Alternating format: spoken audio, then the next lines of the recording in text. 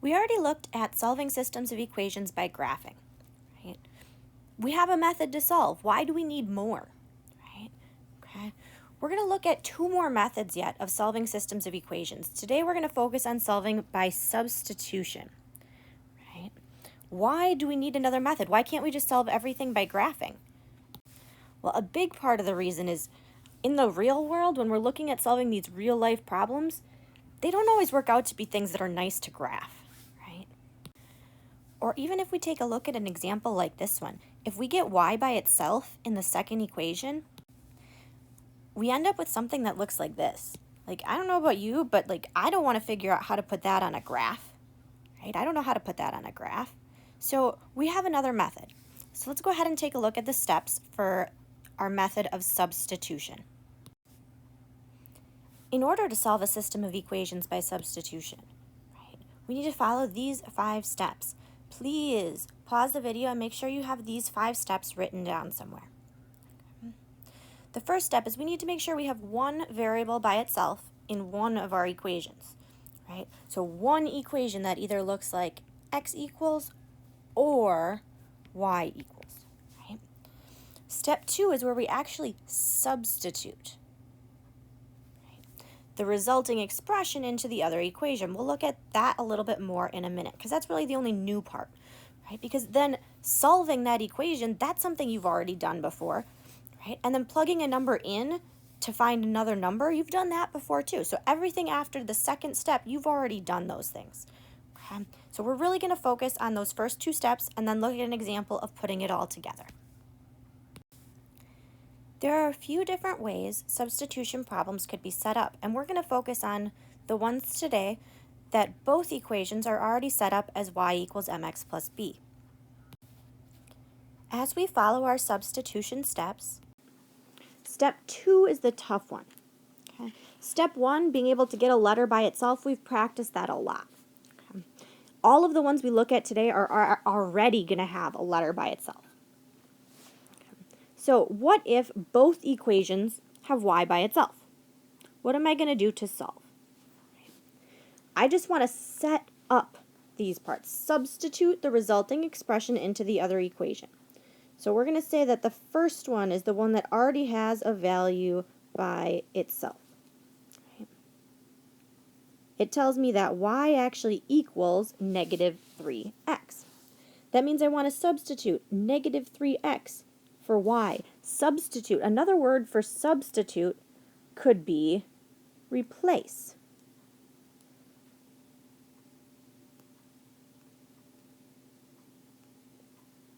Right. I want to replace y with what y equals. If it says y equals negative 3x, I want to replace the y in the other equation with negative 3x. So my equation would be set up so that it looks like negative 3x equals 6x minus 9. Or the second one, it tells me first that y equals x plus 5.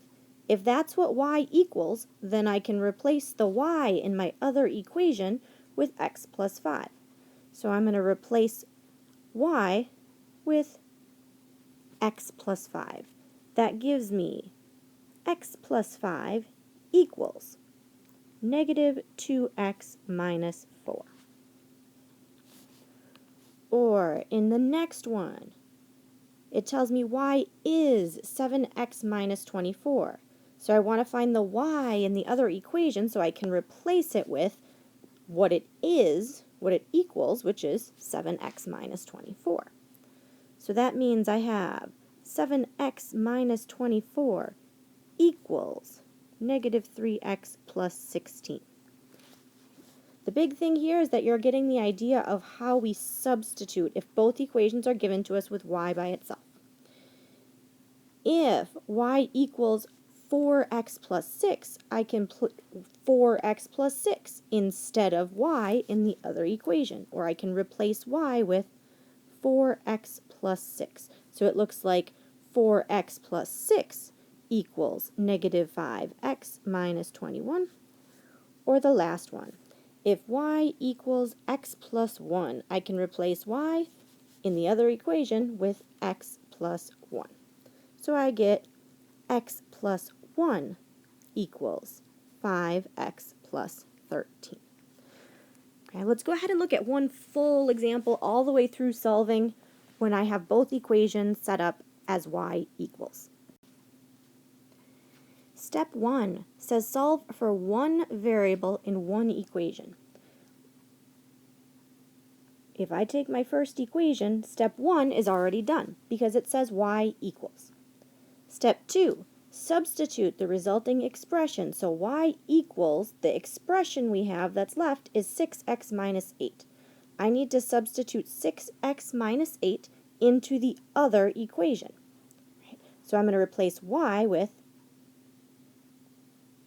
6x minus 8. And this was actually our substitution step. So as you work on the formative, right, it might ask you to write the problem how it would look after you substitute. That's exactly what we're looking for right there. Step 3 is actually solve that equation. So we're going to solve that equation to find the value of x. How do I do that? Well, I get my variables on the same side. So I'm going to add 3x to both sides. That gives me 9x minus 8 equals 1. Then I can add 8. This is the part that you guys are really good at. I'm confident in this part. So 9x equals 9. And when I divide by 9, I get that x equals